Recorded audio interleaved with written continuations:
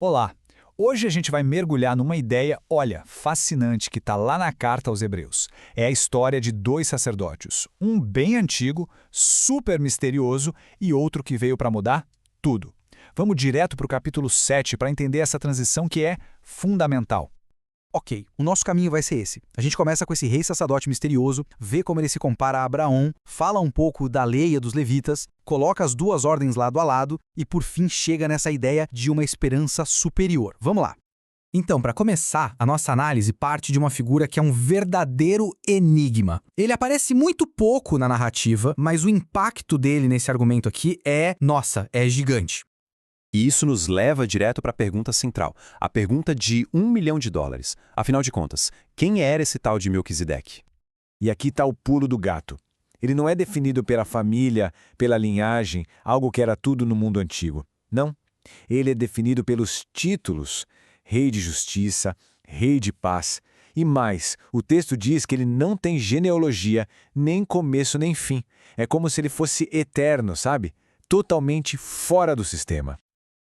Agora que a gente já tem uma ideia de quem ele é, o texto vai estabelecer a grandeza dele de um jeito bem surpreendente, colocando ele em comparação direta com ninguém menos que o patriarca Abraão.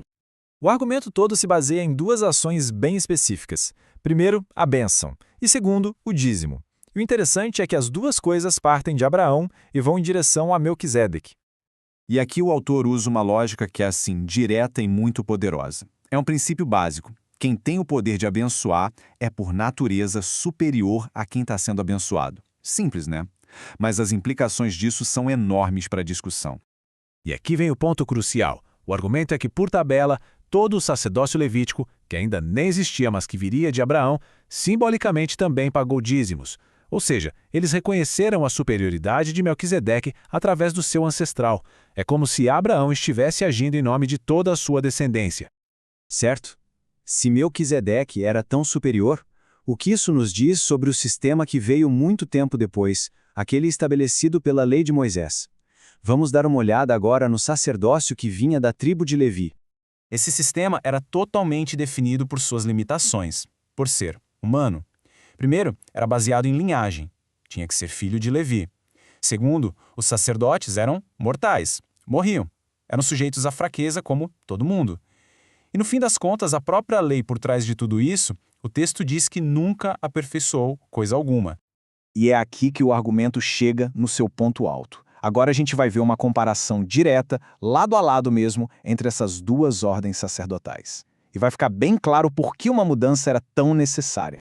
O contraste é gritante. De um lado, o sistema levítico, baseado no que o texto chama de mandamento carnal, ou seja, regras físicas de descendência.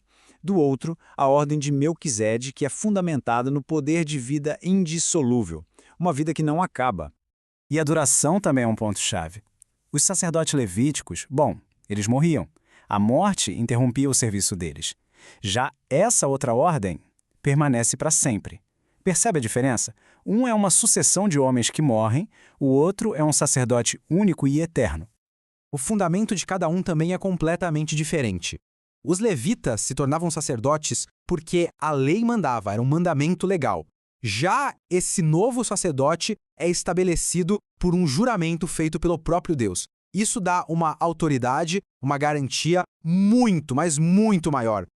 Ok, então se era necessária uma ordem nova, superior, quem iria cumprir esse papel?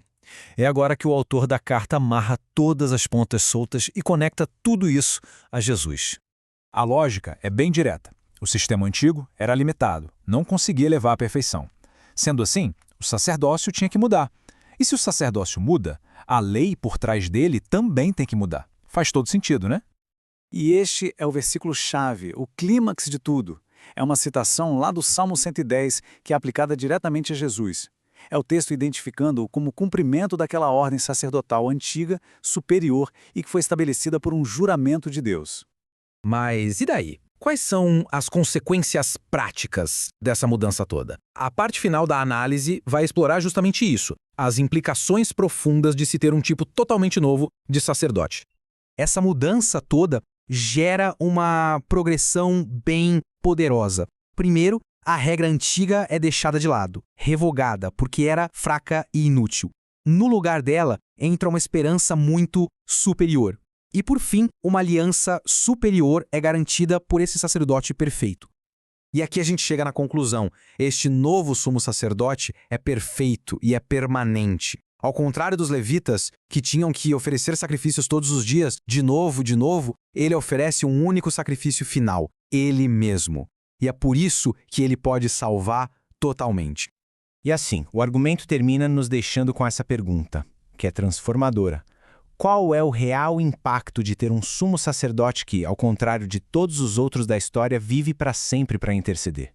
É uma mudança de paradigma que redefine completamente a ideia de acesso a Deus.